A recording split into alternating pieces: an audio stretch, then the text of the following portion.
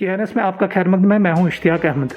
जहां आपको पता है पूरे मुल्क में इस वक्त कोविड की तीसरी लहर को लेके काफ़ी एहतियाती तदबीरें की जा रही हैं, वही यहाँ जो कश्मीर में डिविजनल लेवल पे भी जो अथॉरिटीज़ है काफ़ी कंसर्न है। बहुत कुछ हो रहा है डिपार्टमेंट्स में, सरकार इसके लिए बिल्कुल पूरे बंदोबस्त कर रही है। मैं इस वक्त मौजूद हूँ यहाँ डिविजनल कंट्रोल रूम जो हमारे कोविड के रिलेटेड है, डॉक्टर रूफ हुसैन रथर जो हमारे डेटा एनालिस्ट इंचार्ज हैं, उनसे जानेंगे कि कितना खतरा है, थर्ड वेव जो बोल रहे हैं आने वाली है, कितना खतरा है यहाँ कश्मीर में। रूफ साहब, आपका खैर मकदम है हमारी चैनल में।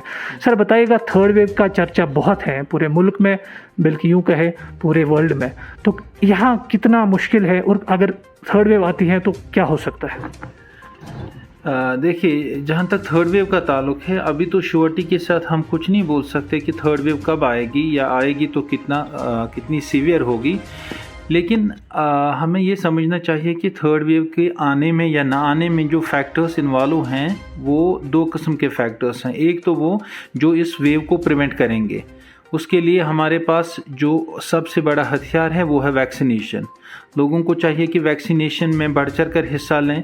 अभी तक जो हमारे 18 साल से ज़्यादा की पॉपुलेशन है उनमें मोर देन 60% ने पहला डोज ले लिया है और माशाल्लाह अभी तक कोई ऐसा साइड इफ़ेक्ट सामने नहीं आया है। इसलिए लोगों को घबराने की ज़रूरत नहीं है, वैक्सीन में बढ़ चढ़ के हिस्सा लेना है, चाहे मेल्स हों या फीमेल्स हों। कुछ लोगों का कंसर्न है कि इससे फर्टिलिटी का कोई इशू तो नहीं होता, वैसा कुछ भी नहीं है। ये बिल्कुल सेफ़ वैक्सीन है। इतनी तादाद में लोगों ने वैक्सीन ली है और लोगों को बढ़ चढ़ के वैक्सीनेशन में हिस्सा लेना चाहिए। तो वैक्सीनेशन हमारे पास एक ऐसा हथियार है जिसकी वजह से हम थर्ड वेव को अवॉइड कर सकते हैं या उससे बच सकते हैं। दूसरा हमारे पास जो है वो है फेस मास्क का यूज़ करना। फेस मास्क का यूज़ करना, गैदरिंग से दूर रहना, बार बार हाथ साफ करना, इन चीज़ों का अगर हम ख्याल करेंगे, इनका एहतमाम करेंगे तो थर्ड वेव से बचने में काफ़ी हेल्पफुल रहेगा। तीसरा जो हमारे पास इस वक्त बचाव है इससे वो है जो पहली दो वेव्स आई हैं उससे भी इंसान को इम्यूनिटी मिलती है। उनमें भी बहुत सारों का इन्फेक्शन हुआ होता है, उनमें से कुछ लोगों को पता होती है कि इन्फेक्शन हुआ है, कुछ लोगों को पता भी नहीं होती, तो उसकी इम्यूनिटी भी कुछ टाइम तक रहती है, उससे भी बेनिफिट मिलेगा। तो ये सारी चीज़ें मिला के थर्ड वेव को प्रिवेंट करने का काम कर रही हैं। लेकिन इसी के साथ जो वायरस है वो वायरस भी कंटिन्यूसली चेंज होता रहता है। ऐसा नहीं है कि कुछ टाइम के लिए सेम रहे, ये कंटिन्यूसली चेंज होता रहता है। और जो इसके जो वेरिएंट्स निकल आते हैं कभी कभार वो बहुत ख़तरनाक भी होते हैं और वो पिछली जो इम्यूनिटी है उसको ब्रेक कर जाते हैं। तो उस वजह से थर्ड वेव के आने का खदशा जो है वो हमेशा रहेगा इन स्पाइट ऑफ वैक्सीनेशन। लेकिन हाँ, फिर मोर्टेलिटी बहुत कम होती है, चांसेस जो होते हैं सीवियर डिजीज़ के, एडमिशन्स के या मोर्टेलिटी के वो बहुत कम होते हैं। तो हमें वैक्सीनेशन के बाद भी फेस मास्क कंटिन्यूसली लगानी चाहिए और होप करना चाहिए कि इंशाल्लाह थर्ड वेव ना आए, और अगर आए तो बहुत माइल्ड कंडीशन में। तो साहब, ये डेल्टा वायरस की बात चली है, कितना कम्युनिकेबल है और कितने केसेस अभी तक यहाँ पे है? डेल्टा वायरस से हमें घबराने की ज़रूरत नहीं है क्योंकि डेल्टा वायरस इंडिया में ही ओरिजिनेट हुआ। जो हमारी सेकंड वेव थी उसमें मेजॉरिटी कंट्रीब्यूशन डेल्टा वायरस का ही था और अब जाके वो बाकी कंट्रीज़ में जा रहा है और वहाँ पे इन्फेक्शन फैला रहा है। लेकिन डेल्टा वायरस यहाँ से होके गया है, इसलिए हमें डेल्टा वायरस से डरने की ज़रूरत नहीं है। जो हमारी जीनोम सीक्वेंसिंग होती है उसके रिपोर्ट्स के हिसाब से हमारे मोर देन 70-80% जो केसेस थे मई, जून और जुलाई में वो डेल्टा वायरस के ही थे यहाँ पे। तो उस वजह से हमें डेल्टा वायरस से डरने की ज़रूरत नहीं है। ऑलरेडी उसका इन्फेक्शन हो चुका है यहाँ पे सेकंड वेव में और लोग अभी उसके खिलाफ इम्यून भी बहुत हद तक हो चुके हैं। सर, हम ये मान के चलेंगे अगर लोग एहतियाती तदबीरें जो है वो नहीं करेंगे तो थर्ड वेव का चांस हो सकता है?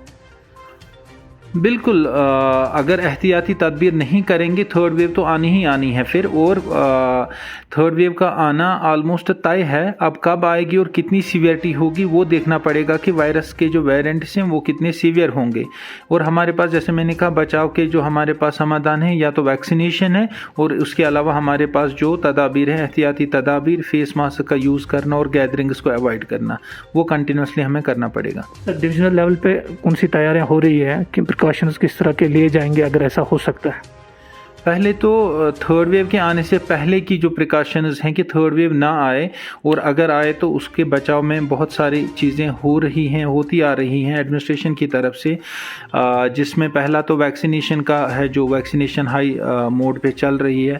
उसके अलावा जो हॉस्पिटल्स की कैपेसिटी है, स्पेशली रिगार्डिंग ऑक्सीजन फैसिलिटी, तो ऑक्सीजन की जो जनरेशन है वो काफ़ी बढ़ गई है। जो एक साल पहले हमारे पास ये 4-5 हज़ार तक ही कैपेसिटी थी, आज वो कैपेसिटी 30,000 से भी ऊपर गई है और कंटिन्यूसली बढ़ रही है, ताकि अगर कोई थर्ड वेव आती है तो ऑक्सीजन की कोई कमी ना हो। और बाकी जो हॉस्पिटल्स नए बनाने हैं, जैसे DRDO हॉस्पिटल बन चुका है कश्मीर में भी, जम्मू में भी, और स्टाफ की रिक्रूटमेंट हुई है, और ये सारी चीज़ें जो थर्ड वेव को अगर आती है तो उसके बचाव में हेल्प करेंगी। लेकिन आने से पहले की जो प्रिकॉशंस हैं, जैसे IEC एक्टिविटीज़, लोगों में ये बात फैलाना कि हमें कौन कौन सी प्रिकॉशंस लेनी है, यहाँ पे डिविजनल लेवल पे भी और डिस्ट्रिक्ट्स में भी जो कोविड अप्रोप्रिएट बिहेवियर की मॉनिटरिंग टीम्स हैं वो जाती हैं, वो एनफोर्समेंट कराती हैं लोगों में।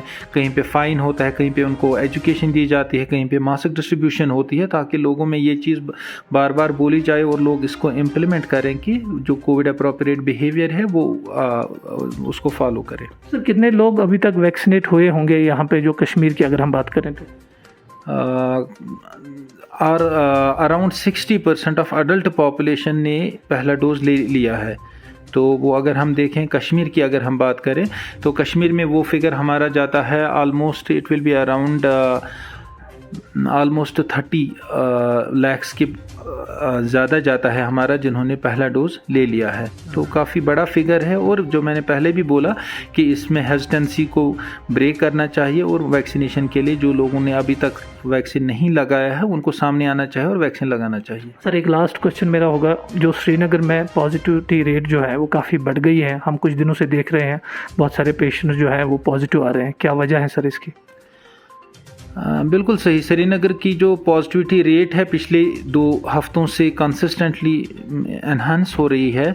तो इसकी वजह जो है, एक वजह तो ये हो सकती है कि अगर लोकली पॉपुलेशन की मिक्सिंग हुई हो पिछले 2-3 हफ्तों में, जैसे कि कुछ रिलीजियस प्रोसेशंस भी थे या कोई और जो लोगों की जो मूवमेंट थी गार्डन्स में या बाकी जगहों पे, वो भी रीज़न हो सकता है। लेकिन ये इसका भी रीज़न हो सकता है कि जो थर्ड वेव में अगर कोई वायरस में चेंज आई है तो उसका जो स्टार्ट की जो उसमें स्टार्ट जहाँ से होता है वो, तो ये उसका भी इंडिया हो सकता है। तो लेट अस होप कि इंशाल्लाह आगे ठीक ही रहेगा सारा, but it can be the start of third wave as well. Sir, KNS से बात करने का आपका बहुत बहुत शुक्रिया। जैसा कि नाज़रीन आपने देखा, जो हमारे डॉक्टर रूफ साहब हैं उनका भी ये मानना है कि लोगों को जो है प्रिकॉशंस लेनी चाहिए, घबराने की कोई बात नहीं है।